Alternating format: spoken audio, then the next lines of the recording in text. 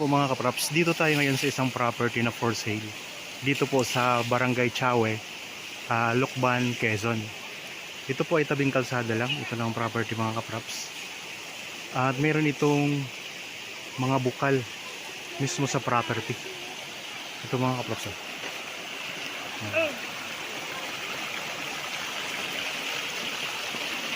Tabing kalsada lang po siya.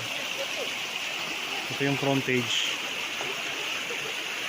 So maraming tao ngayon dito kasi may mga naliligo. Tapos may naglalaba din po mga kapraps. Pero napakalinis po ng tubig niya. May mga kawayan po na tanim. Yan, kasama pa po ito sa property mga kapraps. Itong frontage ito hanggang doon sa poste. Tingnan natin ang bukal. So ang ganda niya, napakalinis ng tubig.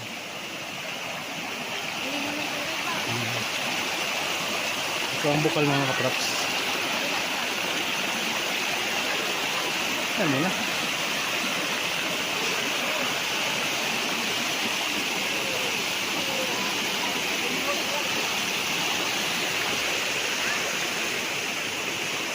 Ito yung bukal mga kapraps. Ang linaw niya.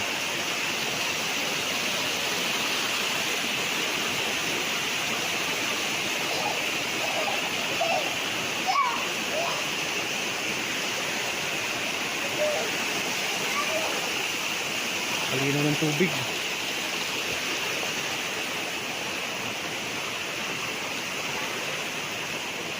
Ayan o.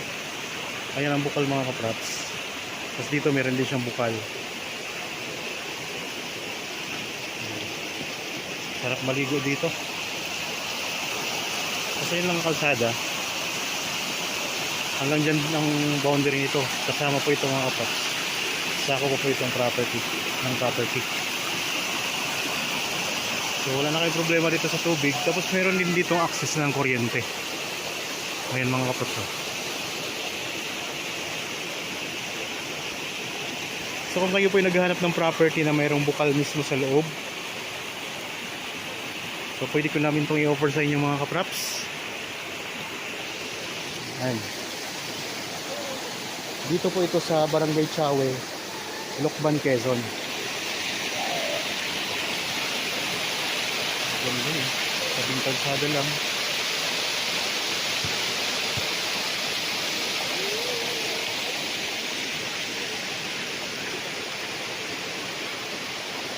Yan. Ang property papunta po doon sa taas.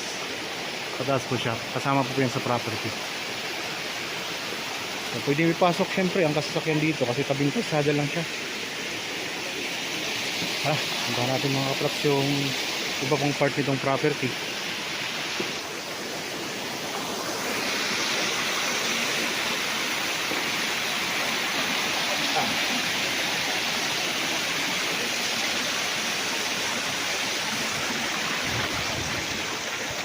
Ito yung kaharap naman. Tapos punta tayo doon sa bandang itaas. So yan. Yan, may bukal pa dito. Marami siyang bukal mga kapraps.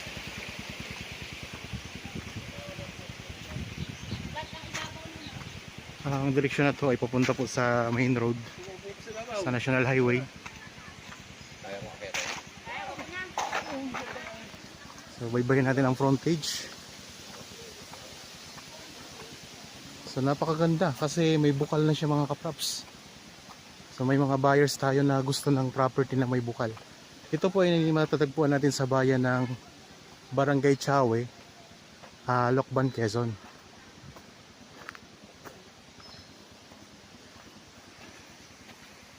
Ito ay barangay road na mga kapraps.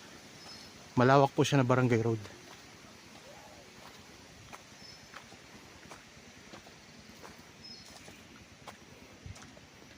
Ang daming kawayan na tanim mo.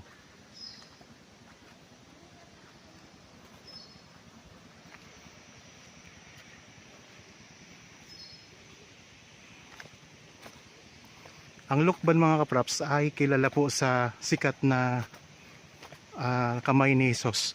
Yung yung banal na lugar na maraming pumapasyal ng mga turista mga kapraps. Kamay ni Jesus mga kapraps.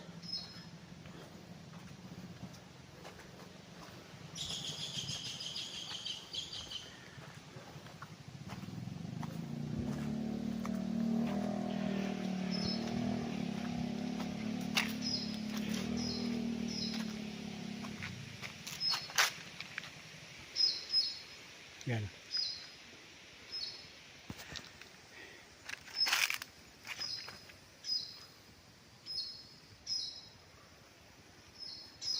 May mga tanim din ito ng mga puno ng niyog. Tapos may mga iba pang mga punong kahoy. Oh. Daming mga kawayan.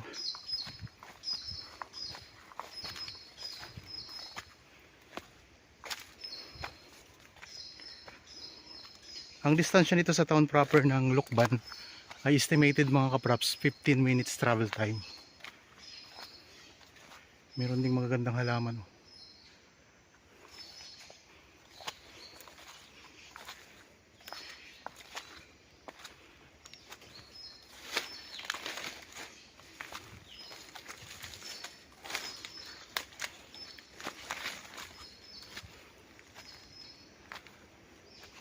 Dito tayo ngayon sa may itaas na part ng lupa. Bali ang sukat pala nito ay nasa 1.8 hectares. Kasi dalawang titulo ito. Ang isa po ay nasa 3,300 mahigit square meters.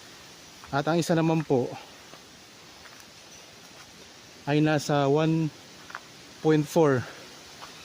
o nasa 14,500 square meters ang isang titulo nito. Mga niyog, daming mga puno ng niyog. Tapos ang bukal nandyan po, galing tayo dun kanina sa may baba lang nito. Nandito kasi tayo ngayon sa may taas na bahagi ng property.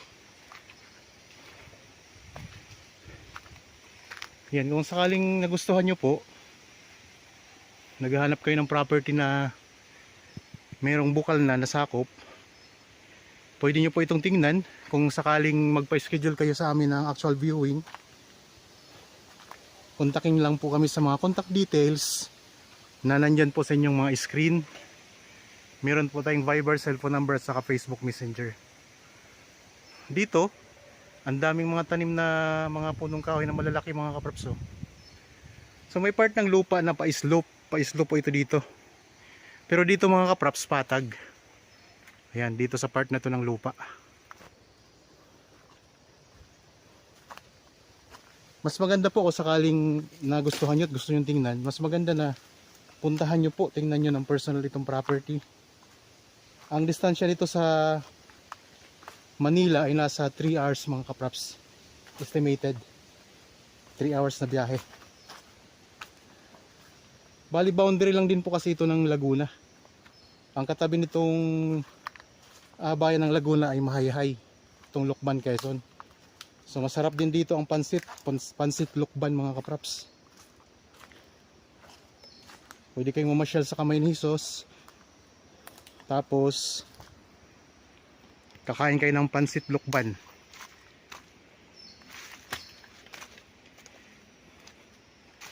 Tabing kalsada lang, kaya maganda siya.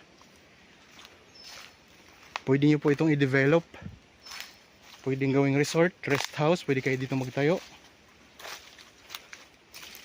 So magandang lugar. Malamig, tahimik ang lugar. At mayroon ng linya ng kuryente dito. So sa source naman ng tubig walang problema. Kasi mayroon ng ang bukal na sakop itong property. Daming mga kawayan, no? Ikot ko lang po ang camera mga kapraps, ha.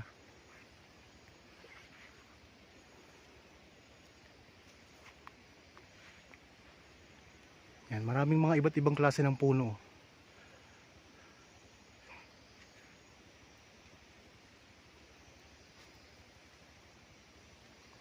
So accessible na accessible ito kasi tabing kalsada. At saka malapit lang din po ito sa highway papunta naman po ng Lucena. Tayabas papuntang Lucena. Malapit lang po ito mga kapraps ang property. Siguro mga ano lang 5 minutes travel time. Nasa National Highway na tayo. Papunta naman po sa main road or sa town proper ng Lukban ay nasa 15 minutes travel time mga kapraps. O kung ano, wala pa yata mga kapraps, estimated ko lang. Wala naman traffic dito. So ito ang linya ng kuryente. So dito na tayo ulit sa frontage ng property.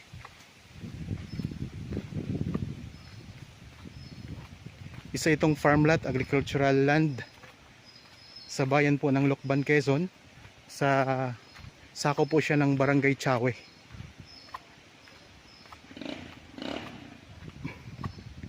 Balik tayo ulit doon sa sa bukal mga kapraps. Kasi ang ganda doon, ang lamig pa ng tubig.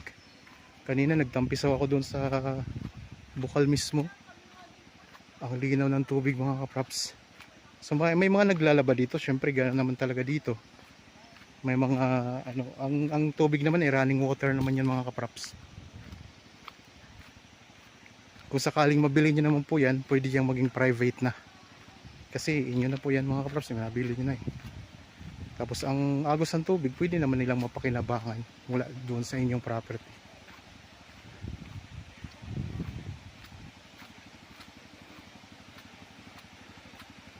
Ito yung kalsada, lawak na lawak. Pasok na pasok dito ang mga 4 wheels mga kapraps. Ulitin ko lang, ang sukat nito ay nasa 1.8 hectares kasi dalawang title nga po. 3,300 square meters ang isang title.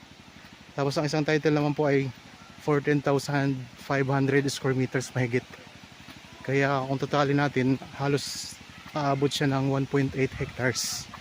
So ang pinakamaganda talaga dito, itong bukal na sakop ng property. At tabing kalsada lang siya.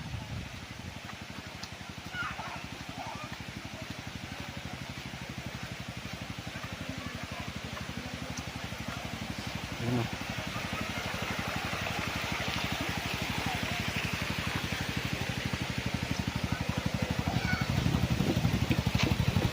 Bilang tayo ulit sa bukal mga kapraps. Pwede ka mag-swimming eh, mag-swimming sila.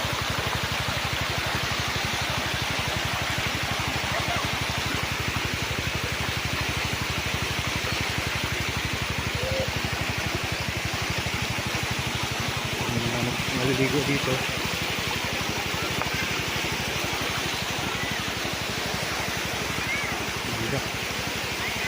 Maliligo na mga kapat eh. Ayun o, nagagos ng tubig ng lakas.